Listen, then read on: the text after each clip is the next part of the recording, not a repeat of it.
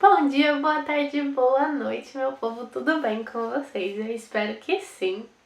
Eu comprei uma luz nova hoje e sei lá se tá bom, mas eu espero que seja boa a iluminação, porque hoje tá um dia um pouco nublado, enfim. O título de hoje é como foi que eu mudei do visto de turista pro visto de estudante? Qual eram os documentos, o que eu fiz, quem eu tive que procurar e tudo mais. Eu vou tentar explicar tudo pra vocês nesse vídeo, eu espero que não fique muito longo. E é isso. Eu tenho uma colinha aqui pra eu ver os pontos principais que eu preciso falar pra vocês. E eu te conto já já. Roda a vinheta!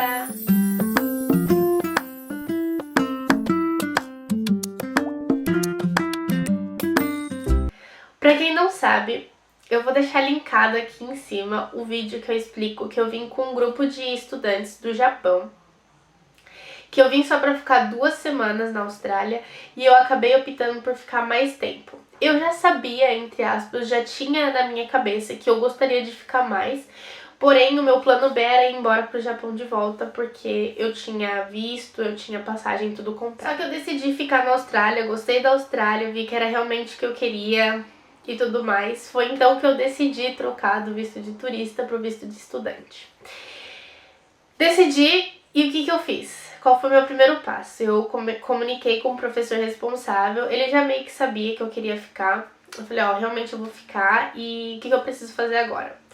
Ele entrou em contato com o responsável no Japão e o responsável indicou uma agência de intercâmbio aqui na Austrália, o que facilita muito. Dá pra você dar entrada sozinha? Dá, mas eu não sei qual é o processo.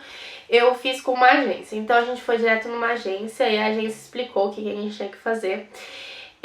Eu tinha que ter alguns documentos para eu poder ficar aqui, como RG ou a carteira do Japão, que é a carteirinha de identificação do Japão, que serve como RG no Brasil. Eu tinha que ter terminado o ensino médio, então eu tinha que ter o certificado do ensino médio.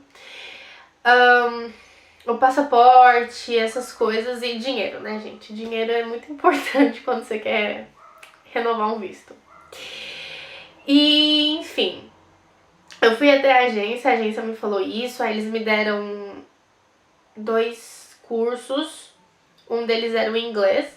Ela me perguntou qual era o meu nível de inglês e tudo mais, eu falei que não tinha quase nada de inglês. Eu entendia bastante, mas não falava nada, então ela me indicou continuar o inglês, já que eu já estava fazendo na CI. E é isso. Aí esse foi o começo. Aí ela me passou o valor, quanto tempo que eu ia fechar. Eu fechei por 6 meses e um de férias, então eu fechei por 7 meses visto. Eu que escolhi o tempo de visto que eu queria, eu poderia ficar 6 meses, 1 ano. Eu acho que não pode mais de 1 ano, mas eu não tenho muita certeza. Até porque muitas leis mudaram por causa do Covid. Então, essas coisas de agência é melhor perguntar pra agência. Mas coloque na sua cabeça que você precisa ter esses documentos em suas mãos para você conseguir fazer essa transição. Se você tá vindo de um outro país, você precisa ter o RG desse outro país. Como eu vim do Japão, eu tinha que ter só a carteirinha de identificação do Japão e para fazer todos esses trâmites. Como eu já tava aqui, eu não precisei comprovar nada, tipo bancário nem nada. Foi bom, eu pude comprovar porque eu tinha o dinheiro, mas não era obrigatório, porque eu já tava aqui dentro.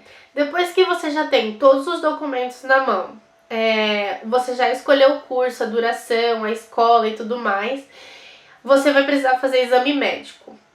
Quando você já vem como estudante do Brasil, do Japão, com visto de estudante, você faz o exame médico nesse país. Quando você já está aqui na Austrália, você é obrigado a fazer aqui dentro. E é em cima desse exame médico que eles vão aceitar ou não aceitar o seu visto. Então vamos lá, o primeiro foi documentação, visitar uma agência, escolher o curso, né, que aí vai ser a duração do seu curso e tudo mais. Lembrando que nesse contrato que eles fazem, tem o COI, que é a sua escola e tudo mais. O valor da escola por semana, aqui na Austrália é tudo por semana. O seu seguro-saúde, que também é por semana, só que você paga tudo de uma vez só. Então é obrigatório esse seguro-saúde, não é opcional. e o seu visto, né? A taxinha lá que a agência vai te cobrar. Então eu fiz tudo isso. Depois eu peguei, marquei o exame médico numa clínica que eles indicam lá. Tem as clínicas específicas para fazer exame médico para visto. Eu fui, fiz o meu exame médico. Foi super tranquilo, ela só checou algumas coisas, perguntou se eu tinha alguma doença respiratória e tudo mais. Eu respondi que sim. Se você não sabe falar inglês, não tem problema, porque a maioria eles já sabem lidar com esse tipo de processo, né? Eles lidam com estudantes que estão aqui normalmente para aprender o inglês. Ela me perguntou se eu tinha diabetes e tudo mais. Eu não consegui entender no inglês, né, a princípio, como que eles falavam diabetes. Aí ela falou, você sabe o que é isso? Aí eu falei, não. Ela procurou no Google Tradutor e aí apareceu pra mim diabetes, tiroide, essas coisas. Como eu não tenho nada disso, eu não falei que não, óbvio. Mas se eu tivesse, tinha que falar a verdade, porque eles fazem exame de sangue e tudo isso ia sair no exame de sangue. Tirando isso, foi super tranquilo. Depois do exame médico, a agência já aplicou o meu visto. Eu fiquei num visto que se chama Bridge Visa. Se tiver algum agente de imigração ou alguma agência me assistindo, pode colocar o nome ou a pronúncia certa se eu estiver falando errado. Mas eu acho que é Bridge Visa, que significa que é uma ponte para o seu visto. Então eu tava no visto de turista, fui pro visto de estudante, nesse meio tem uma ponte que se chama Bridge Visa, que é um visto de ponte. Esse visto ele funciona como? Você tem que seguir todas as regras do seu visto anterior. Então, como eu tava com visto de turista, eu não poderia trabalhar, eu só poderia estudar por 3 meses no máximo, e é isso. Não podia fazer nada errado, senão era capaz deles não aceitar o meu visto de estudante. Outra coisa muito, muito, muito importante que eu esqueci de falar é a carta. Eu tive que fazer uma carta para a imigração falando o porquê que eu queria continuar na Austrália, o porquê que eu vim para a Austrália e porquê que, tipo, eu escolhi fazer inglês. Então, tinha que ser tudo em inglês, óbvio. Então, na minha carta tinha que conter o motivo que eu estava aqui, o motivo porque eu escolhi ficar, o motivo porque eu estava estudando inglês e quais são, tipo, os meus planos pro futuro, o que me liga com o Japão, por exemplo, porque eles pedem, se eu tiver um outro visto, eles pedem pra estar na aplicação, então como eu tenho visto japonês, eles pediram pra justificar o porquê que eu tinha vindo. Então eu coloquei que eu tava aqui porque eu queria estudar inglês e me aprofundar, porque quando eu voltasse pro Japão, essa língua poderia me ajudar muito. Para quem tem o inglês, no Brasil é muito necessário e tudo mais, eu posso conseguir um cargo melhor quando eu começar a trabalhar e tudo mais. Tudo tem que ser ligado nos países que você é. Então, se eu morava no Japão, eu tinha que ligar com o porquê que eu tava deixando o Japão, ainda mais que meus pais moram lá, e pro Brasil, porque que eu seria bom o inglês pro Brasil. Então você tem que colocar na sua cabeça, sempre falar a verdade. Lógico que você não vai falar que você quer ficar aqui pra sempre, porque você tá ficando num visto de 2 anos. Talvez eles aceitem 2 anos, entendeu? Então você tem que falar, então, eu quero ficar por causa do inglês, blá blá blá blá blá. Enfim. Depois que todos esses documentação, exame médico, carta, tudo isso foi analisado pelo seu agente, pela sua agência no caso, eles mesmos vão enviar para fazer o processo do visto de estudante. Você vai ficar só esperando, não podendo trabalhar se você tiver no visto. Se o seu visto anterior era de turista, se você tiver saindo de um visto de turista, você não vai poder trabalhar.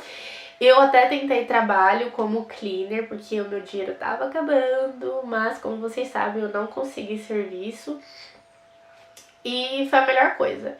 Eu estudei pra caramba, eu já tinha o livro da escola, porque eu já tinha vindo pra fazer 2 semanas de inglês. Então eu já tinha o livro da escola, fiquei estudando. Um parênteses também. Como eu tava no visto de turista, eu só podia estudar 3 meses e o meu visto talvez demoraria pra sair. Eu tive que ficar 2 semanas parada. Eu não podia trabalhar, não podia estudar, não podia fazer nada. Podia turistar, lógico.